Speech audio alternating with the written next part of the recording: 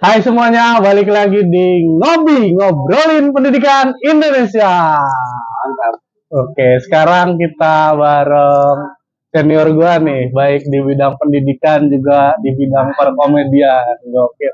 Bang Pandu, terima kasih udah datang, Bang. Sama-sama Angga, halo semuanya penonton Angga, mantap. Eh, Bang Pandu ini seorang guru murtad ya. Bagus. Guru Opening yang sangat soft sekali. Bagus. Apa alasan lu, Bang? Orang bertanya-tanya dulu guys, itu dia dari agama mana gitu. Pengertian murtadnya dijelasin dulu dong. Ya. Bang Pandu ini punya background pendidikan sebagai seorang pendidik gitu ya. Background pendidikan gimana sih bahasa gue? Background pendidikan, gue ngambil jurusan keguruan dan pendidikan. Secara profesi juga. Dulu melakukan profesi sebagai guru selama 4 tahun. Sudah murtad ya. Sekarang sudah switch career. Kira-kira kenapa Bang lu murtad kayak gitu? Ya, kalau ditanya kenapa sih, jawabannya pasti semua orang tahu ya, maksudnya tuh karena berangkat dari kesejahteraan guru yang sampai hari ini menurut gua di Indonesia itu kurang diperhatikan. Ya, emang sih. Itu. Apalagi gue ditambah gue nih seorang laki-laki yang harus punya pencapaian dalam arti secara mapan finansial, persiapan resepsi, persiapan nikah dan kebutuhan lainnya. Dan menurut gue kalau gue berkaca selama 4 tahun ini akan sulit ketika hidup berdua. Kalau hidup sendiri sih masih aman. Masih aman. Kalau gitu lu berapa kali seminggu overthinking malam-malam Bang? Lu pikirin itu. Selama jadi guru ya. Kalau gak duit aja sih. Kalau akhir semester gua nggak kepikiran. Iya. Ada dari orang tua murid juga lagi rapot. Dana hadiah lagi rapot, uang semesteran guru. Iya benar. Koreksi ya. Makanya saya paling seneng itu akhir semester. Iya benar. Kenaikan kelas apalagi. Emang. Apalagi sama orang tua murid yang baik ya. Respect sekali. Saya sangat terbuka untuk orang tua murid itu harus punya kesadaran itu. Ya, benar. Kenaikan kelas setiap semester itu bukan nyogok, nggak apresiasi. Dan itu pun nggak akan merubah penilaian gue terhadap anaknya, objektif gue. Seenggaknya kalau nggak diapresiasi pemerintah diapresiasi. Bagus. Dan lu juga sebagai seorang komikan ya. Lebih dulu jadi guru apa lebih dulu jadi komika? Komika dong. Karena kan komika gue mulai stand up itu 2016. Sedangkan jadi guru itu praktis semenjak lulus 2019. Berarti lebih dulu 3 tahun jadi komika. Komika dulu 3 tahun. Nah, gue juga orang yang merasakan dua hal ya, jadi komika dan jadi guru. Kadang gue tuh di satu sisi ngalamin dilematis gitu Bang. Dilematis gimana? Di satu sisi kadang ya nggak bisa dipungkiri gitu, anak-anak komik tuh ngomongnya lumayan bebas gitu. Betul. Dalam konteks yang dalam dunia pendidikan itu bukan contoh yang baik gitu. Nah, sedangkan kita sebagai guru tuh harus menjadi figur contoh. Menurut Bang Pandu itu gimana tuh? Ya memang kalau kita berbicara pendidikan, apalagi kita seorang guru yang notabene harus digugu dan ditiru, perilaku atau dunia komik itu emang nggak masuk secara ini ya, secara bahasa ya. Tapi secara pendekatan, secara ini itu sangat membantu. Maksudnya persona kita yang lucu atau easy going bahasanya itu membantu kita lebih mudah mendekati murid. Karena kan murid itu paling yang diingat itu guru lucu, gue galak. Iya kan? Kalau guru yang bisa galak, ya udah gue lucu. Biasa-biasa aja mau dilupain ya. Lu pernah dapat momen awkward gitu waktu stand up terus lu ditonton murid? Ditonton murid atau ke gap atau itu? Kalau gue sih selalu ini ya, di tengah-tengah obrolan atau di tengah-tengah pelajar atau di tengah jam istirahat, gue selalu memberikan pencerdasan, selalu memberikan perspektif, selalu memberikan kesadaran kepada gue bahwa setiap orang itu punya dunianya. Gitu tuh. Dalam artian apa yang gue pertontonkan di dunia maya itu nggak harus selalu relate dengan dunia nyata ataupun sebaliknya. Jadi di dunia nyata gue sebagai guru, tapi setelah pulang sekolah, ya lu bisa nilai gue sebagai pandu, bukan sebagai gurunya. Hilangkan dulu profesi itu. Gue sebagai pandu yang ya gue masih muda, gue perlu banyak explore, gue melakukan kesalahan. Itu adalah basicnya manusia. Nah, murid-murid gue harus tahu itu. Jadi ketika dia menilai orang bukan hanya ke gue, dia nggak akan nilai langsung ngejudge gitu. Dia pasti mencari tahu alasannya kenapa. Gitu. Lu soalnya guru SMK ya, guru SMK. Gua setahun pertama guru SMP 2019. Gua beres itu sampai 2023 kemarin Juni SMK. Bisa diajak ngobrol ya. Bisa diajak ngobrol. Guru SD. Agak sulit ya. Iya, benar. Langsung. Lah, Bapak kok kayak gitu sih? Emang momen apa Gagung? Emang momen apa yang membuat lu ini bukan guru banget di SD? Emang umur apa sih SD? Enggak, gue pernah acara kafe itu ternyata nonton orang tua muridnya. Orang tua murid. Iya, sebenarnya nggak sampai kasus sih, tapi lebih ke pribadi guanya yang ngalamin pertentangan gitu. Kayaknya guanya nggak bebas berekspresi gitu. Gue ngalamin itu 2019 pas ngajar SMP. Pas ngajar SMP ya? Zaman COVID gue bikin konten. Karena pas awal-awal COVID, semua kantor di Jakarta atau semua kantor di Indonesia bahkan itu udah menerapkan WFH.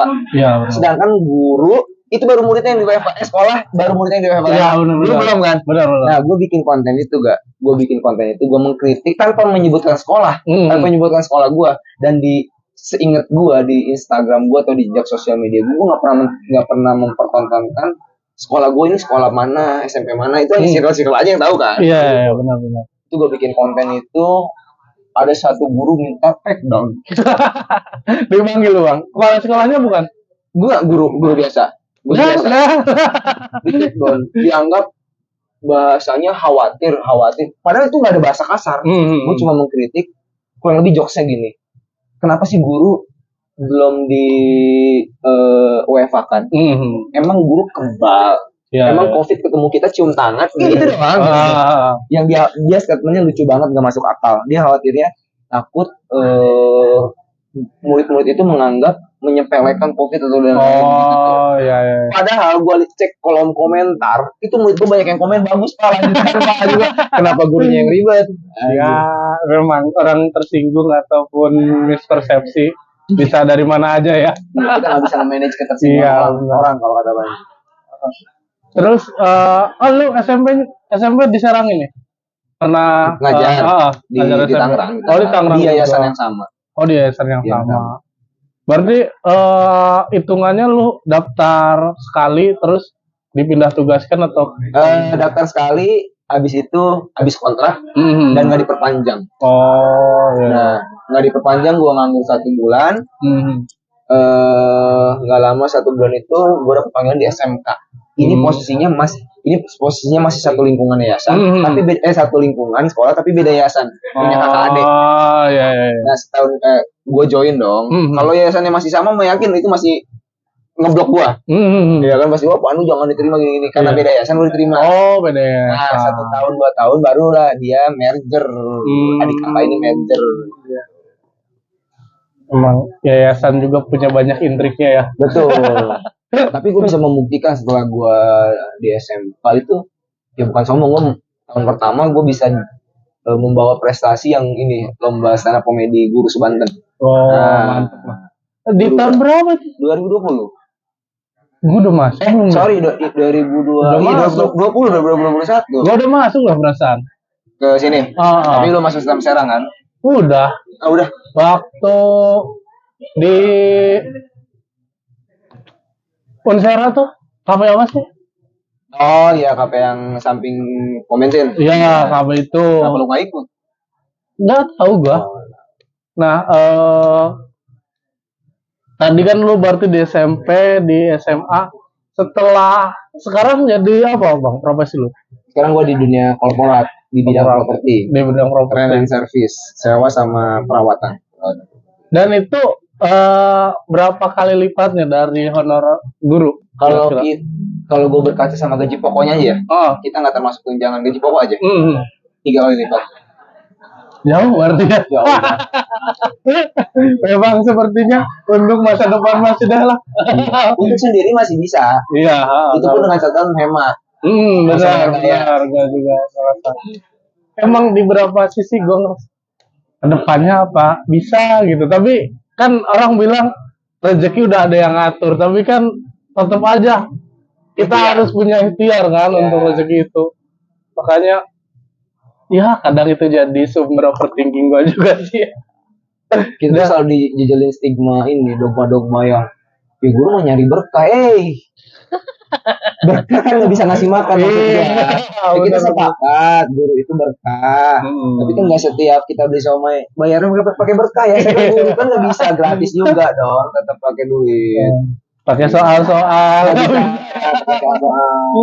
Lo kasih ajarin matematika kan nggak bisa.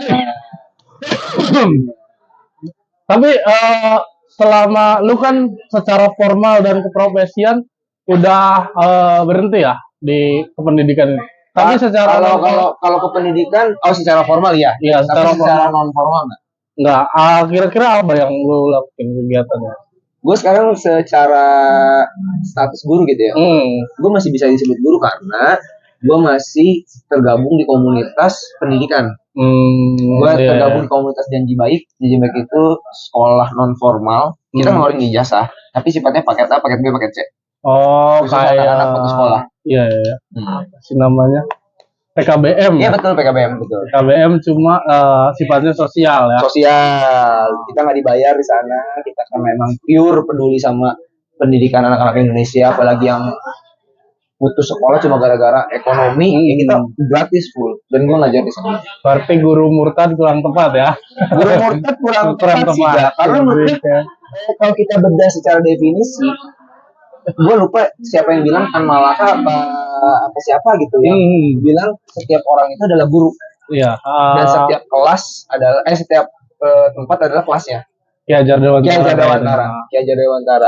Artinya guru itu nggak bisa diartikan secara sempit yang ngajar di sekolah aja, tapi semua orang, termasuk kita komika, ya kan? Karena apa yang kita keluarkan itu bisa ngasih impact ke orang. Nah itu yang bisa jadi dosa jariah atau amal jariah. Ya, makanya be careful of your statement. Ya. Gitu. Kalau gue jadi tertarik nih, komika sebagai guru juga ya. Menurut lo konsep berkata kasar atau memaki ini kayak gimana menurut lo? Konsep kan kalau di pendidikan gua ngalamin kayaknya tuh sama sekali nggak boleh aja, udah haram gitu. Apapun konteksnya, apapun kondisinya, ataupun kita emosi atau kayak gimana, sebisa mungkin jangan mengeluarkan kata-kata itu tuh. Padahal kalau di komunitas komika ataupun lain sebagainya, mungkin emang kita lihat konteksnya ya. Dan kebebasan berekspresinya. Menurut lu kayak gimana itu, Bang? Ya kita ngelihat orang itu sebagai manusia apa sebagai apa. Kan emosional itu manusia. Memang betul cara memanagenya, mungkin kan titik-titik perhatiannya di sana kan, cara memanagenya. Tapi kan namanya manusia, ada yang berekspresi seperti itu, memang jalannya seperti itu. Ada yang cara mengekspresinya lebih sopan gitu. Ya gue yakin lah gak, walaupun kita guru, tapi di kantor, apalagi lu pasti punya di dalam circle, ada circle kan. Iya. Lu bisa ngomong sebebasnya dengan teman guru muda lu. Ya kan, ngomong kasar, goblok, atau lo gue ketemu murid gini banget dah, hari ini goblok banget dah, ini kesel gitu kan. Cuman gak disampaikan depan umum aja kan. Itu bentuk ekspresi sebetulnya. Dan itu kita harus validasi. Berarti yang paling penting poinnya pengendalian diri ya. Pengendalian diri dan ditujukan ke siapa. Salah ketika di depan murid tuh murid goblok, nah itu baru salah. Tapi kalau cuma ngedumel, ngedumel cuma buat ngerilis emosi negatif aja, ya menurut gua itu manusia gitu. Emang kadang emang perlu dikeluarkan ya. Betul. Tergantung di mana konteksnya dan di mana tempatnya. Nah, lu kira-kira ada kepikiran buat balik di dunia pendidikan nggak bang? Kalau kesejahteraannya belum diperhatikan, Enggak. belum kepikiran gua, belum kepikiran balik. Tapi lu mengalami culture shock nggak sih ketika lu udah 4 tahun nih berkarir di bidang pendidikan, terus lu pindah ke bidang properti, gitu. Lu mengalami culture shock nggak? Kalau berbicara culture shock, itu gua paling di dunia ini, enggak di dunia, kan gua kan bahasa Inggris ya. Guru bahasa Inggris yang biasanya gua vocabulary-nya tentang education, sekarang tentang properti, gitu aja. Kayak udah, kalau education kan kita tahu table, chair. Ternyata di properti ada armchair, table ada coffee table, ada side table, gitu. Itu aja sih, itu aja yang gue lagi ngeraba-raba, kayak bahasa Inggrisnya engsel apa ya, gitu tuh, kayak yang gue nggak mendalami dunia ini gitu tuh. Ya udah, kita tahunya pensil gitu. Itu aja kalau. Tapi kalau di pekerjaan nggak, kalau boleh jujur, jauh lebih enak. Soalnya guru tuh apalagi di Indonesia borongan ya, jadi betul. Dan lebih profesional corporate itu ternyata. Dalam artian tadi, kalau di guru gaji segitu, lu kadang ngerangkap jadi panitia A, B, C, D, ya, kan? Panitia soal iya, panitia kemerdekaan iya, sedangkan kita nggak dibayar untuk itu. Ya, di tapi kita dituntut. Kan? Terus jadi panitia. Ya, untuk beberapa sekolah mungkin ada anggarannya. Benar-benar. Ya, tapi ada beberapa sekolah yang ya udah, lu gaji segini ngabdi, ngabdi itu kan santai dulu, ngabdi beda konteks. Iya benar. Kita di SK kan jelas tuh, SK ngajar jam pelajaran berapa jam, berapa JP kan. Nggak ada konten kreator di sana, nggak ada edit pamper ucapan, nggak ada akun sosmed di gurunya. Ada. Cuma ya itulah. Nyari siswa, apalagi swasta, nyari siswa di Uber ya. Nyari hire dong digital marketing. Marketing itu di hire buat nyari siswa, bukan guru juga yang dibebanin. Kita tuh udah dibebanin RPP, silabus, media pembelajaran, anak. Dan kita nyari siswa. Nyari siswa, terus nge-hire kegiatan yang konsep acara. Ya. Itulah lika-liku jadi pendidik di Indonesia ya. Cuma menurut lu kira-kira apa aja yang bisa diperbaiki selain profesionalan itu tuh? Kan tadi guru sering diberikan job-job yang bukan job aslinya gitu. Selain itu apa lagi kira-kira yang bisa diperbaiki? Sistem kayak gimana? Indonesia ini lucu. Semua orang yang menjabat itu kayaknya butuh legacy, butuh karya, nggak mau meneruskan karya orang. Oh iya, benar-benar. Ya kan? Nggak ngerasain. Kita ganti menteri, ganti sistem. Ya. Kenapa sih nggak mengevaluasi sistem yang lama, perbaiki, bukan ganti gitu. Iya. Kan orang-orang di atas mah enak aja, cuma butuh validasi, ini karya gua. Ini sistem pendidikan gua, ini kurikulum karya gua. Yang berat siapa? Tugas lapangan kita, guru di lapangan. Belajar lagi, adaptasi lagi. Belum tamat kurikulum 2013, kurikulum merdeka. Ini kan KTS belum tamat 2013, belum tamat merdeka. Ini kita lagi belajar merdeka, ganti sistem Pak Nadiem diganti lagi, yakin gua. Coba lihat ya. Kita lihat dari tahun minimal ganti nama deh. Iya. Biar mencirikan itu legacy dia kan. Gue sengaja udah kerja ya. Iya, parah. Kayak nggak pede banget nerusin kerjaan orang lain ya. Kayak dosa gitu, kayak malas. Sistem emang sih. Impact-nya sih, gua rasa di angkatan gua juga udah kelihatan gitu. Orang yang mau kuliah di jurusan pendidikan tuh bukan orang-orang terbaik. Kalau di SMA lu kayak gitu nggak sih? Maksudnya? Orang yang ingin kuliah di jurusan pendidikan tuh bukan orang-orang terjebak, bukan orang-orang terbaik gitu. Orang yang ranking 1, ranking 2, ranking 3. Ya, ambil eksak. Iya, benar. Nggak ambil pendidikan ini ya. Menurut gue ya itu karena profesi kependidikan itu kurang seksi gitu ya. Bukan kurang seksi, karena masyarakat Indonesia ini menyadari bahwa gaji guru itu nggak mensejahterakan. Iya kan? Nah, akhirnya membuat orang berpikir dua kali untuk jadi guru. Kecuali cewek ya. Kalau cewek kayaknya jadi guru ya it's okay ya, karena lebih enak juga kan ibu rumah tangga tapi masih bisa berkegiatan. Tapi kalau buat cowok-cowok kayak kita nggak cukup. Sebenarnya ya gitu harus disyukuri. Makanya gue salut sama ada teman sejawat gue tuh. Dia honorer tapi udah nikah laki-laki, coba. Salut gue. Kita percaya rezeki ada yang ngatur. Kita percaya dengan menikah pintu rezeki yang lain terbuka ya. Kita tahu. Tapi melalui masih deg-degan gitu tuh masih. Guru teman sejawat gue yang lebih senior mengatakan, artinya kamu belum yakin 100%. Ya gimana? Iya, gue akui maksudnya kan rezeki udah ada yang mengatur, tapi gue belum yakin 100% bahwa hanya dengan diatur aja gitu tanpa usaha. Gue yakin kalau pendidikan gini-gini aja gak minat orang untuk jadi guru semakin tahun semakin berkurang. Iya. Dan akhirnya Indonesia akan kelangkaan guru. Nah, baru udah kayaknya mikir tuh kalau udah langka guru baru naik tuh. Sebenarnya tahun-tahun sekarang kan udah mulai ya. Udah mulai kan? Makanya kan Nadiem nyadangin apa sih namanya marketplace guru itu karena biar cepet-cepet banyak guru yang diganti karena udah banyak yang mau pensiun. Salah satunya ya. Udah dilaksanain belum? Belum lah, itu kan banyak pro kontra juga. Nah, lu termasuk yang mana? Gua termasuk yang pro. Kenapa? Karena menurut gua itu tuh lebih memudahkan. Soalnya memangkas jarak antara dinas pendidikan daerah dan tesnya yang terpusat. Jadi dia setelah tes langsung masuk dan komunikasinya langsung sama sekolah gitu, nggak sama dinas pendidikan.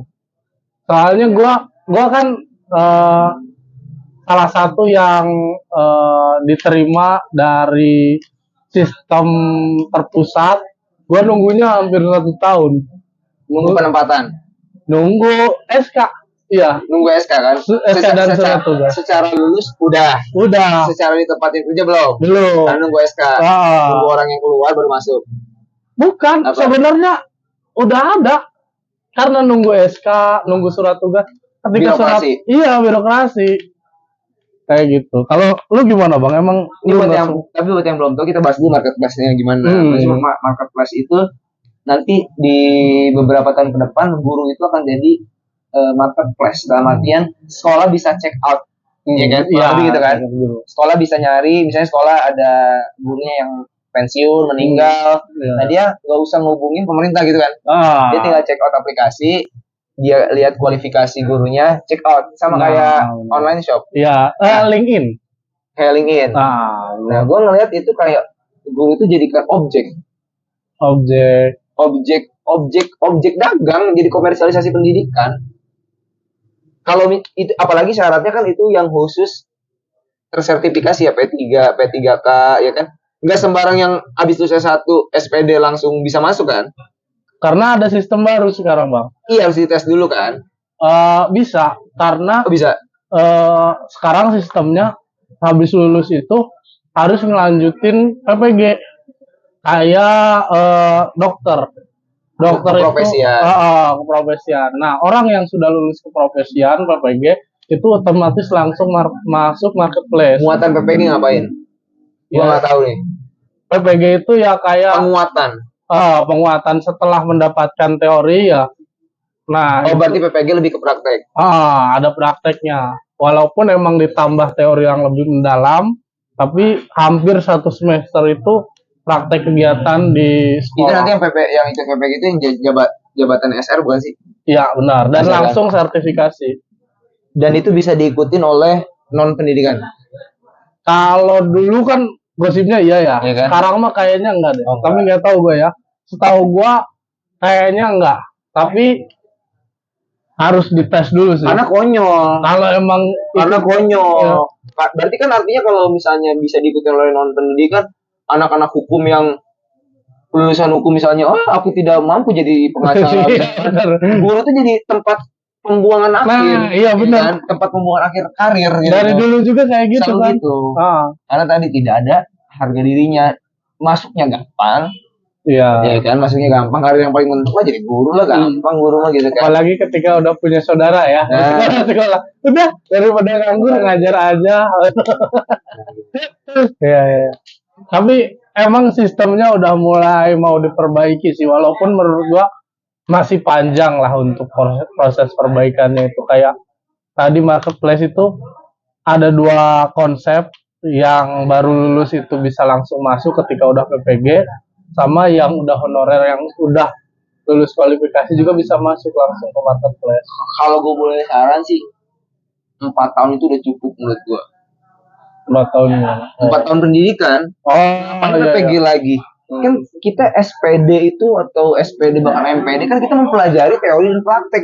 Di 4 tahun masa nggak cukup, masa harus tambah lagi. Ini kan nggak lebih dari sekedar project dengan dalih penguatan. Nah, kalau artinya kalau mau penguatan kan bisa dilakukan di 4 tahun itu. Apa yang salah, apa yang lemah dikuatin dong, bukan malah ditambah masa pendidikannya lagi. Kalau itu sih ke kurikulum perguruan tingginya tuh. Iya, itu yang diperbaiki. Nah, Indonesia itu kan selalu nambah. Kan kita selalu dibanding-bandingin sama Finlandia kan. Masa-masa pendidikan itu lama. Iya, benar. Iya kan? Udah lama nambah lagi. Ternyata lulus 4 tahun berjibaku, berdarah-darah buat memperjuangkan gelar SPD ternyata belum dianggap cukup. Belum dianggap apa ya, layak, kompeten gitu ya. Sampai harus ditambah lagi. Buat apa? Lebih baik dikuatin, yang lemah dikuatin. Apa yang salah? Bukan nambah durasi. Ya. Gitu. Satu sistem menurut gua gak. Kedua, kesetaraan pendidikan. Maksudnya kesetaraan gimana? Kesetaraan pendidikan kita tahu lah. Jangankan kita berbicara di luar Pulau Jawa. Dalam Jawa aja, Banten aja, banyak masih sekolah yang secara fasilitas itu tidak memadai untuk support pembelajaran. Oh, ya. Ya kan artinya kan nggak setara. Itu dari segi fasilitas. Belum dari segi guru. Ya kan, guru-guru di Jawa sama guru-guru di luar Jawa atau guru-guru daerah dengan guru-guru di Jakarta di pusat itu beda secara kualitas. Kenapa? Karena tadi gitu. Karena dia berprosesnya beda fasilitas. Beda fasilitas, beda pelatihan, mungkin kurang pelatihan. Akhirnya kesetaraan pendidikannya jomplang. Ya, kalau anak-anak daerah tuh jomplang. Kesetaraan mah akan menyangkut banyak hal kayak sarana dan prasarana. Nah, maksud gue ketika kita sadar ini pendidikan belum setara, penilaiannya jangan dibikin setara. Buat apa UN? UN itu setara kan? Ya kan? UN itu sistem yang menurut gue jahat. Orang dipaksa finish di garis yang sama, tapi startnya beda. Contoh kecil, UN bahasa Inggris. Ada soal please mention the thing in station. Sebutin apa-apa aja hal yang ada di stasiun. Anak NTB mana tahu stasiun. Belum ada stasiun ya bisa. Anak NTB nggak tahu. Pasti naik kuda ya. Bukan, dia adanya pelabuhan.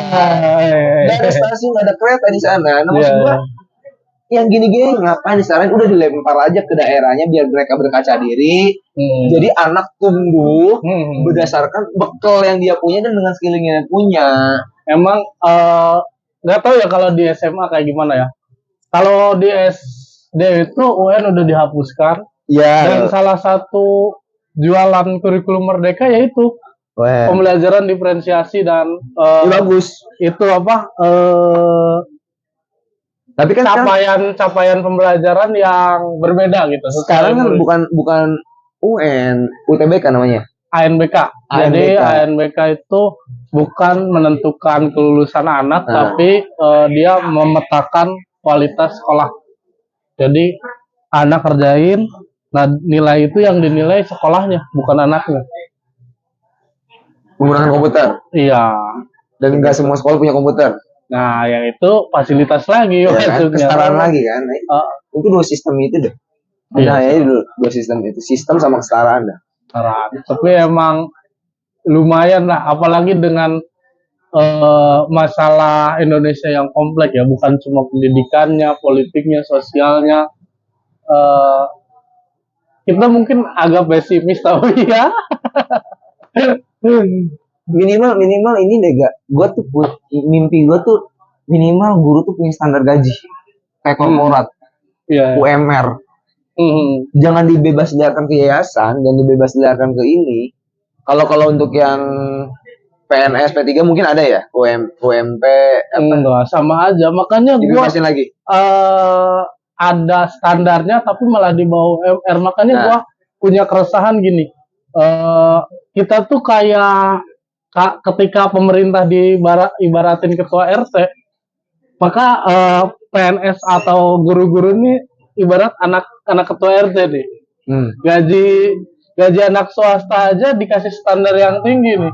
Kenapa kita guru-guru tuh malah di bawah standar gitu? Ya itu kita nggak punya itu kan, kita nggak punya standarisasi itu.